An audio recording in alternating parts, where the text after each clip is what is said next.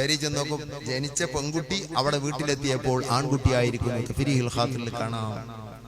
അങ്ങനെ എത്ര എത്ര എത്ര എത്ര സംഭവങ്ങളാണല്ലോ ജീലാനി പാപ്പാനും. അല്ലാഹു സുബ്ഹാനഹു വ തആലയുടെ മശീഅത്തിനേക്കാൾ, അല്ലാഹു സുബ്ഹാനഹു വ തആലയുടെ ഖുദ്റത്തിനേക്കാൾ മുൻകടന്നുകൊണ്ട് അതിനെയെല്ലാം കവച്ചു വെച്ചുകൊണ്ട് അല്ലാഹു സൃഷ്ടിച്ച ഒരു സൃഷ്ടിയെ ഈ മുഹീദ്ദീൻ ഷേഖ് മാറ്റം വരുത്തിയിരിക്കുന്നു എന്നാണ്. എത്ര വലിയ വാദമാണ്. അസ്സലാമു അലൈക്കും വറഹ്മത്തുള്ളാഹി. ബിസ്മില്ലാഹി വൽഹംദുലില്ലാഹി വസല്ലല്ലാഹു അലാ നബീന മുഹമ്മദിൻ വഅലാ ആലിഹി വസഹ്ബിഹി അജ്മഈൻ. അമ്മാ ബഅദ്. ഏറെ സ്നേഹധന്യരായ സത്യവിശ്വാസികളെ, വിശ്വാസിനികളെ, അല്ലാഹു സുബ്ഹാനഹു വ തആല അവൻ്റെ തീരുമാനപ്രകാരം ഈ ലോകത്ത് സർവ്വതും നടന്നുകൊണ്ടിരിക്കുന്നു. 50,000 വർഷങ്ങൾക്ക് മുമ്പ്, അതായത് ഈ ആകാശഭൂമികളെ സൃഷ്ടിക്കുന്നതിനും 50,000 വർഷങ്ങൾക്ക് മുമ്പ് തന്നെ ഈ ലോകത്തുള്ള എല്ലാ സംഗതികളെക്കുറിച്ചും അല്ലാഹു സുബ്ഹാനഹു തആല രേഖപ്പെടുത്തി വച്ചിട്ടുണ്ട്, ലൗഹുൽ മഹ്ഫൂദിൽ രേഖപ്പെടുത്തിയിട്ടുണ്ട് എന്നത് ഒരു മുസ്ലിമിൻ്റെ വിശ്വാസമാണ്. അത് പ്രകാരം തന്നെയാണ് ഈ ലോകത്തെല്ലാം നടമാടിക്കൊണ്ടിരിക്കുന്നത്. അതുകൊണ്ട് തന്നെ മനുഷ്യൻ്റെ പ്രവൃത്തിയും അതിൽ ആണ്, പെണ്ണ്, അതിൻ്റെ ജനനം, അതിൻ്റെ അജല്, അതിൻ്റെ റിസ്ക്, ഇങ്ങനെ തുടങ്ങി എല്ലാം രേഖപ്പെടുത്തി വെച്ച സംഭവങ്ങളാണ്. അല്ലാഹു സുബ്ഹാനഹു തആല മക്കളെ നൽകുന്നതിൻ്റെ വിഷയത്തിൽ പോലും വിശുദ്ധ ഖുർആനിൽ പറഞ്ഞത് ലില്ലാഹി മുൽക്കുസ് സമാവാതി വൽ അർദ്, അല്ലാഹുവിനാണ് ആകാശഭൂമികളുടെ അധികാരമുള്ളത്. യഖ്ലുഖു മാ യശാ, അല്ലാഹു ഉദ്ദേശിക്കുന്ന പ്രകാരമാണ് അവൻ സൃഷ്ടിക്കുന്നത്. യഹബു ലിമൻ യശാ ഇനാസ, ചില ആളുകൾക്ക് എന്ത് ചെയ്യും, അല്ലാഹു പെൺകുട്ടികളെ നൽകും. വയഹബു ലിമൻ യശാ ഉദ്ദുഖൂറ, അല്ലാഹു സുബ്ഹാനഹു തആല ചില ആളുകൾക്ക് എന്ത് ചെയ്യും, ആൺകുട്ടികളെ നൽകും. ചിലപ്പോൾ അത് രണ്ടും ഇടകലർത്തിയും നൽകും. ഈ രൂപത്തിൽ അല്ലാഹു സുബ്ഹാനഹു തആല വിശുദ്ധ ഖുർആനിലെ സൂറത്തു ശൂറയിലെ 49-ാമത്തെ വചനത്തിൽ ഈ വിഷയം നമുക്ക് എടുത്തു പറയുന്നുണ്ട്. എന്നാൽ 50-ാമത്തെ വചനത്തിൻ്റെ ഏറ്റവും അവസാനത്തിൽ ഇതിനെക്കുറിച്ച് പറയുന്ന സമയത്ത് ഏറ്റവും അവസാനത്തിൽ പറഞ്ഞു ഇന്നഹു അലീമുൻ ഖദീറുൻ, തീർച്ചയായും അല്ലാഹു അവൻ അലീമാണ്, കാര്യങ്ങളെക്കുറിച്ച് അറിയുന്നവനാണ്. ഇന്ന ആൾക്ക് ഏത് കുട്ടിയെ നൽകണം, ആൺകുട്ടിയെ നൽകിയാൽ എങ്ങനെ, പെൺകുട്ടിയെ നൽകിയാൽ എങ്ങനെ, ഇങ്ങനെ തുടങ്ങി എല്ലാ കാര്യങ്ങളെക്കുറിച്ചും അല്ലാഹു അറിയുന്നവനാണ്. അങ്ങനെ വേർതിരിച്ച് മനസ്സിലാക്കി കുട്ടികളെ നൽകാൻ കഴിവുള്ള ഖദീറാകുന്നു അല്ലാഹു, വിശുദ്ധ ഖുർആനിൽ എടുത്തു പറഞ്ഞ കാര്യമാണ്. അപ്പോൾ ഇങ്ങനെയൊക്കെ ഇരിക്കെ അല്ലാഹു സുബ്ഹാനഹു തആല ഒരു മനുഷ്യന് ഒരു ആൺകുട്ടിയെ നൽകി.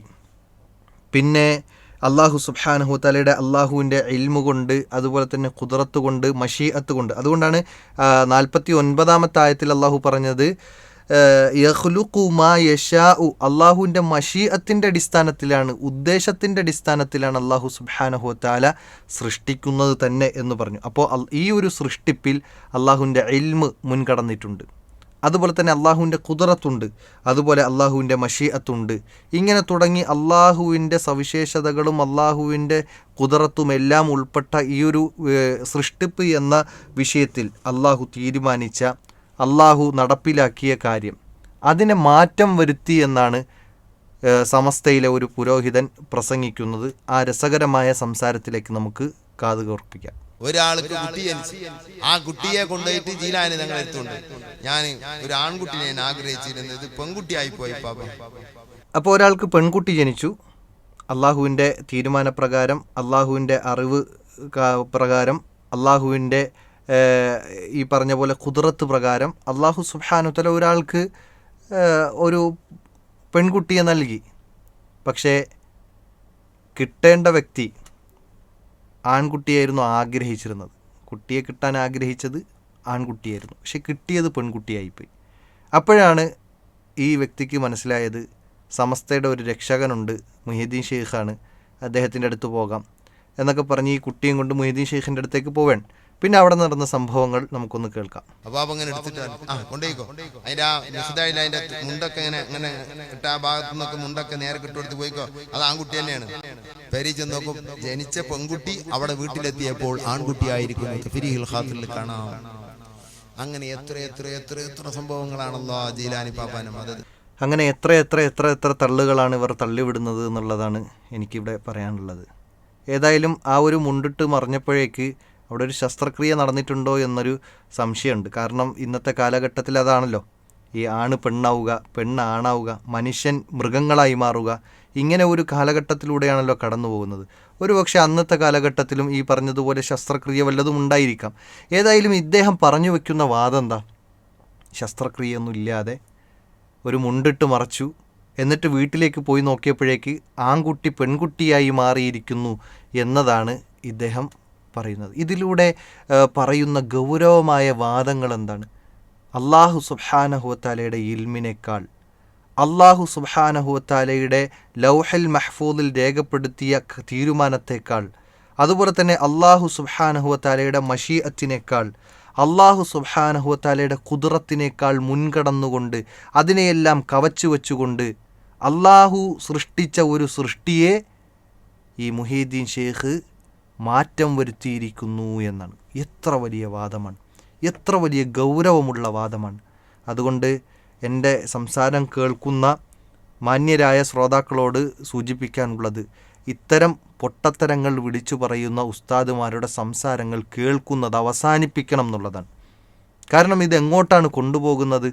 ഷിർക്കിലേക്കും അല്ലാഹു അല്ലാത്ത ആളുകളിലേക്കും അഭയം പ്രാപിക്കാനും അവരോട് തേടാനും അവരോട് പ്രാർത്ഥിക്കാനും അള്ളാഹുവിൻ്റെ മശീഅത്തിനെയും തീരുമാനത്തെപ്പോലും മാറ്റിമറിക്കാൻ ഇവർക്ക് കഴിവുണ്ട് എന്ന് അള്ളാഹുവിനേക്കാൾ വലിയ ആളുകളാക്കി മാറ്റുന്ന, അള്ളാഹുവിനേക്കാൾ വലിയ കഴിവും പവറുമുള്ള ആളുകളാക്കി മാറ്റുന്ന ഇത്തരത്തിൽ ചിത്രീകരിക്കുന്ന പ്രവർത്തനങ്ങളാണ്, സംസാരങ്ങളാണ് ഇവരുടെ ഈ പ്രസംഗങ്ങളിലെല്ലാം നമുക്ക് കാണാൻ സാധിക്കുന്നത്. അതുകൊണ്ട് ഒന്ന് ഈ ഉസ്താദിനോട് പറയാനുള്ളത്, ഇത്തരം സംസാരങ്ങൾ അവസാനിപ്പിക്കണം. റബ്ബിലേക്ക് നിങ്ങൾ ക്ഷണിച്ചുകൊള്ളൂ, അള്ളാഹുവിലേക്ക് നിങ്ങൾ ക്ഷണിക്കൂ. എല്ലാ പ്രവാചകന്മാരും വന്നത് അവർക്ക് മുമ്പ് കഴിഞ്ഞുപോയ പ്രവാചകന്മാരിലേക്ക് വിളിക്കാനല്ല. എല്ലാ പ്രവാചകന്മാരും വന്നത് റബ്ബിലേക്ക് ക്ഷണിക്കാനാണ്, ആളുകളെ റബ്ബിലേക്ക് അടുപ്പിക്കാൻ, റബ്ബിനെക്കുറിച്ച് പറഞ്ഞു കൊടുക്കാൻ, റബ്ബുമായി ബന്ധപ്പെട്ട വിഷയങ്ങളിലുള്ള ഈമാനും യഖീനും മനുഷ്യൻ്റെ മനസ്സിലേക്ക് ഊട്ടി ഉറപ്പിക്കാൻ. ഇതാണ് പ്രവാചകന്മാരുടെ മാതൃക. ആ പ്രവാചകന്മാരുടെ മാതൃക സ്വീകരിച്ചുകൊണ്ടാണ് നമ്മുടെ പ്രബോധന പ്രവർത്തനവും ഉണ്ടാകേണ്ടത്. അതല്ലാതെ സൃഷ്ടികളിലേക്ക് ജനങ്ങളുടെ ഹൃദയങ്ങളെ തിരിച്ചുവിടാനല്ല, ആൾ ദൈവങ്ങളിലേക്ക് തിരിച്ചുവിടാനല്ല. പ്രാർത്ഥനയും വഴിപാടുകളും നേർച്ചയും തവക്കുലും ഇതെല്ലാം മരിച്ചുപോയ മഹാന്മാരിലേക്ക് സമർപ്പിക്കുക എന്നതല്ല ഇസ്ലാമിൻ്റെ അടിസ്ഥാനം. അതുകൊണ്ട് ഈ ഉസ്താദിനോട് പറയാനുള്ളത്, ഇത്തരം സംസാരങ്ങൾ നിർത്തണം. അതോടൊപ്പം നിങ്ങൾ തൗബ ചെയ്യണം. കാരണം അള്ളാഹുവിനേക്കാൾ വലിയ പവറുള്ള മനുഷ്യനാക്കിക്കൊണ്ട് ഈ മുഹീദ്ദീൻ ഷെയ്ഖിനെ മാറ്റിയിരിക്കുകയാണ്. അള്ളാഹുവിൻ്റെ തീരുമാനത്തെ കവച്ചു വെക്കാൻ കഴിവുള്ളവൻ എന്ന രൂപത്തിലാണ് മുഹീദ്ദീൻ ഷെയ്ഖിനെ ഇവിടെ അവതരിപ്പിക്കുന്നത്. ഏതായാലും ഇത് വമ്പിച്ച കൊടിയ അക്രമം തന്നെയാണ്. അതുകൊണ്ട് നിങ്ങൾ തൗബ ചെയ്യണം. മൂന്നാമത്തത്, എൻ്റെ ശബ്ദം ശ്രവിക്കുന്ന എൻ്റെ മാന്യരായ സഹോദരന്മാരോട് സഹോദരിമാരോട് പറയാനുള്ളത്, ഇത്തരം പൊള്ളത്തരങ്ങൾ കേട്ട് നമ്മുടെ സമയങ്ങൾ കളയുന്നതിന് പകരം വിശുദ്ധ ഖുർആനിൻ്റെ ഒരു ആയത്ത് ഓതിയാൽ അതിന് പ്രതിഫലമുണ്ട്. ഒരു ഹർഫിന് 10 പ്രതിഫലം എന്നാണ്. അതുകൊണ്ട് ഒരു ഹർഫിന് 10 പ്രതിഫലമുള്ള ഇത്രയും വലിയ നന്മയുള്ള ഖുർആൻ അത് പാരായണം ചെയ്യാനും അത് പഠിക്കാനും പ്രവാചകൻ പറഞ്ഞല്ലോ, ഖൈറുക്കും മൻ തഅല്ലമൽ ഖുർആന വഅല്ലമഹു, നിങ്ങളിൽ ഉത്തമർ അത് ഖുർആൻ പഠിക്കുകയും പഠിപ്പിക്കുകയും ചെയ്യുന്നവരാണ്. അത് പഠിച്ച കുറച്ചെങ്കിലും കൂലിയെങ്കിലും കിട്ടും, ഒരു സമാധാനം കിട്ടും. കാരണം വിശുദ്ധ ഖുർആനിൽ പറഞ്ഞത് അലാ ബിദിക്രില്ലാഹി തത്മഇന്നുൽ ഖുലൂബ്, ആ ഖുർആൻ പാരായണത്തിലൂടെ സമാധാനം കിട്ടും, സന്തോഷം ലഭിക്കും, പ്രതിഫലം ലഭിക്കും. ആ ഖുർആൻ നമുക്ക് നാളെ പരലോകത്ത് പ്രകാശമായി മാറും. ഇങ്ങനെയുള്ള നന്മകളിലേക്ക് നമ്മുടെ ശ്രദ്ധകൾ തിരിക്കുക.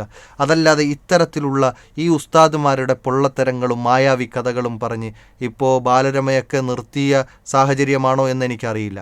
ഇനി അതിനു പകരം പുതിയൊരു വീഡിയോ എഡിഷൻ വന്നതാണോ എന്നും എനിക്കറിയില്ല. ഏതായാലും ഇത്തരം പൊള്ളത്തരങ്ങളൊക്കെ വച്ച് നിർത്തുക എന്നത് ഉസ്താദിനോടും അതിൻ്റെ അനുയായികളോടും അതിന് കൂട്ടുനിൽക്കുന്നവരോടും അത് കേട്ടിരിക്കുന്നവരോടും പറയാനുള്ള ഏറ്റവും പ്രധാനപ്പെട്ട ഒരു വസിയത്തായി ഞാനിവിടെ സൂചിപ്പിക്കുന്നു. അല്ലാഹു സുബ്ഹാനഹു വ തആല സത്യം സത്യമായി മനസ്സിലാക്കാനും സത്യത്തിനോടൊപ്പം ചേർന്ന് നിൽക്കാനും തൗഫീക്ക് നൽകട്ടെ. വ ആഖിറു ദഅ്വാനാ അനിൽ ഹംദുലില്ലാഹി റബ്ബിൽ ആലമീൻ. അസ്സലാമു അലൈക്കും വറഹ്മത്തുള്ളാഹി വബറകാതുഹു.